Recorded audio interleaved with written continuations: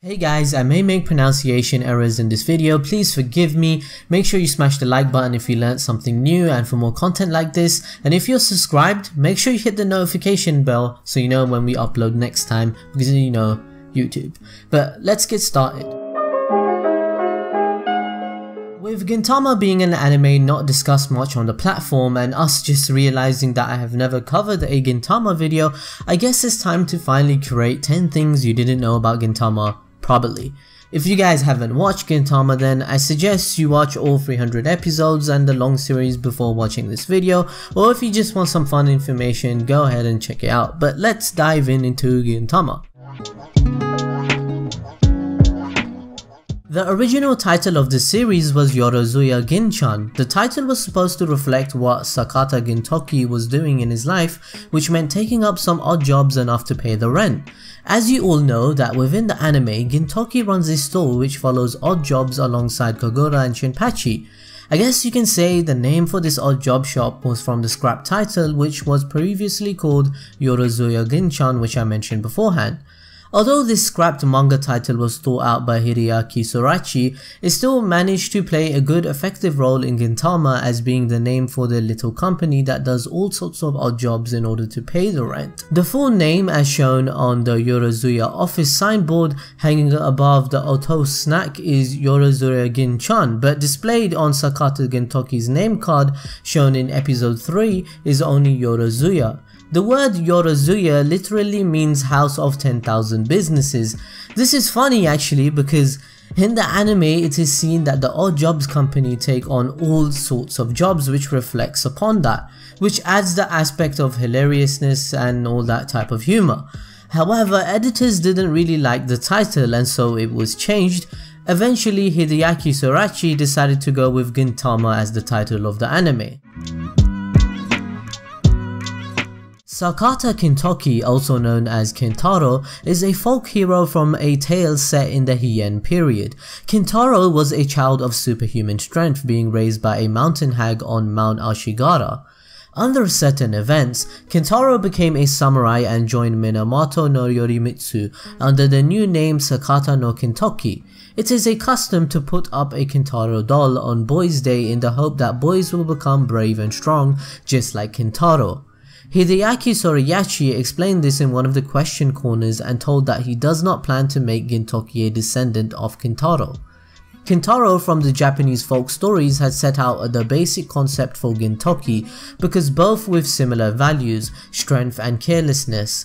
This was a very smart move by Sorachi due to the fact that Gintama he adds all sorts of historical context to Gintama, literally making Japanese history fun to watch and learn at the same time for the viewers.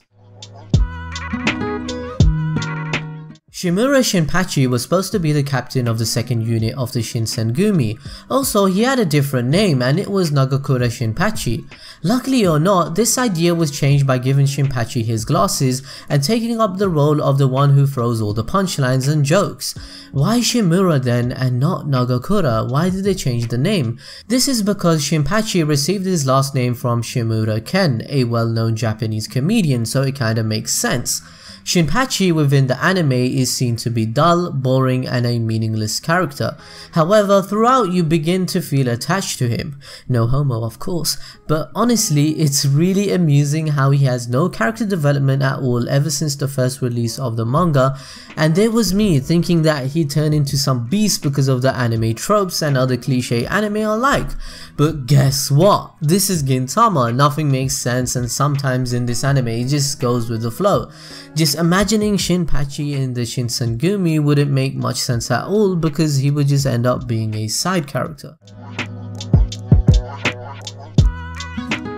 So you guys know Kagura, right? You know, the female character in Gintama that all you guys have a crush on, right?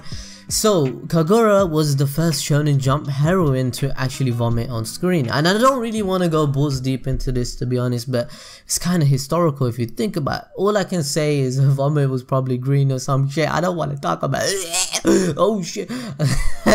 I'm just being serious guys, like I don't know if you wanted to know that, but now you know.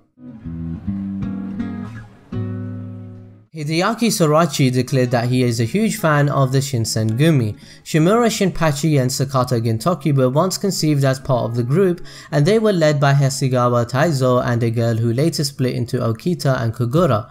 However, Hasegawa Taizo was replaced by Kondo, while the girl's original design was reused for Okita Sogo's gender-bent identity in the Dokaboko arc 9 years after the serialization started. Hopefully I pronounced all those names right, that was so hard. The girl also had an umbrella which she used as a weapon, but you already know that it was given to Kagura. The umbrella itself represents the Yato clan from which Kagura is from. I know I will most definitely enjoy it if Sorachi had created a separate series based upon the Shinsengumi with Okita, Hijikata and Kondo, because let's be real, the Shinsengumi are one of the major reasons why people progress on watching Gintama, especially the love relationship between Gintoki and Hijikata. They make the anime 100 times better. Hijikata's voice actor Nakai Kozura voices several swordsmen including Zoro from One Piece, Date from Sengoku Basara and Mugen from Samurai Champloo, which is one of my favorite anime of all time. Nakai Kozura is a very talented individual voice actor. He is included in Awa no Exorcist, Blue Exorcist as Sogoro, and Togomo from Dragon Ball Super. He has so many important roles. This guy is a beast and he's involved in more than 100 anime already, playing mainly major roles, and personally he suits the role of Hijikata so well, which makes him one of the most memorable voice actors in the anime scene. He states that Gintama is one of his favorite anime to voice during an interview based upon Gintama's very first movie. When asked about his views upon the very first Gintama movie, he replied with saying, "I can't experience it now, but probably when I'm old, even though it might not be memories from when I was young, but it should be the same nostalgic feeling you get from flipping through the graduation yearbook. I really like this show, that's without a doubt. I think people can easily tell how I feel about Gintama. Even during recordings for other shows, people say, 'You still like Gintama more, don't you?' Even though that's not what I meant." We already talked about how in the original version there was a girl who was a combination of Okita and Kogura, right? By the rules of the Shinsengumi, you have to be a male, and that is why Okita had his character design changed. Parts of his design were given to Imai Nobume of Mimawari Gumi. Imai Nobume, the weird sadistic looking character, is based off the concept of Okita, both being very cold-blooded and having that dead face towards them. To be honest, when you manage to get to this arc in Gintama, that's when all the feels in the series will hit you really hard like a truck. If you guys didn't know, Gintama is actually based upon the historical context of Japanese history during the Edo period. Generally, this anime centers itself upon the samurai era, therefore it gives you a sense of how much hardship these samurai faced in the 18th century. First of all, the Shinsengumi was actually a real thing. Yeah, I know, you're probably wondering, what? I thought it was just an anime, man. But no, the Shinsengumi were a special police force organized by the Bakufu, as they were the military government during the Bakamatsu period from 1864 to 1869. The Shogun is of course an obvious asset involved in the anime series because of how he is depicted in the anime, and it's just way too much, as if Sorachi is trolling his own country, right? And there is also Hijikata Toshiro, who in his historical context known as Hijikata Toshizo, as he is a well-known officer part of the Shinsengumi. His values are still taught today because he was the ideal samurai. There was also folklore of Kintaro, but I've already butchered that topic so you guys know. Following the historical context of Gintama, it appears Sorachi had based Okita on the actual first captain of the Shinsengumi, similar to the concept behind Hijikata Toshiro.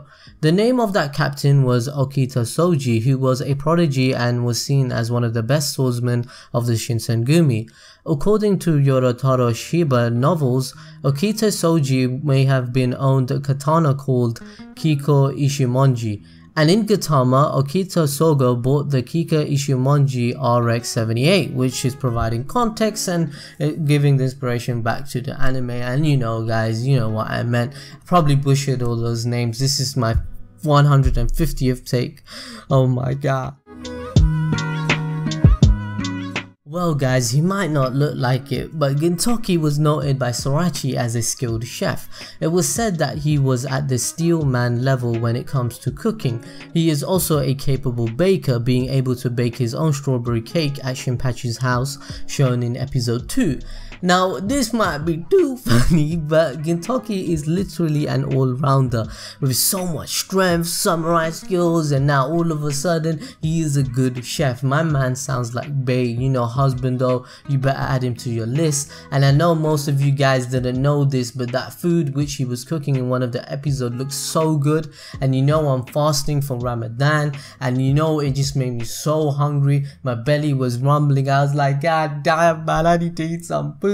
Why can't I find someone that can cook? Why can't I cook like the Sanji in the bloody One Piece, like all the people in the anime? They make it so easy, man. Oh my god. So as I mentioned before, we haven't really covered Gintama at all, so it was a good change of pace of doing this sort of thing. I hope you guys learned something new about your favorite anime. Make sure to smash the like button and subscribe as well as hitting the notification bell for more Gintama content in the future, because we are definitely going to do that. If you have any suggestions, put it in the comments section. I really enjoyed doing this video for you guys. Gintama is much deeper than you may think, and there is a lot more to cover. If you guys really enjoy Gintama, leave a comment below what your favorite arc is as well, or what character. We could come up with dissections and theories based upon this awesome anime in your guys' opinion. Follow us on social media, and we'll see you guys next time as always. Love you guys.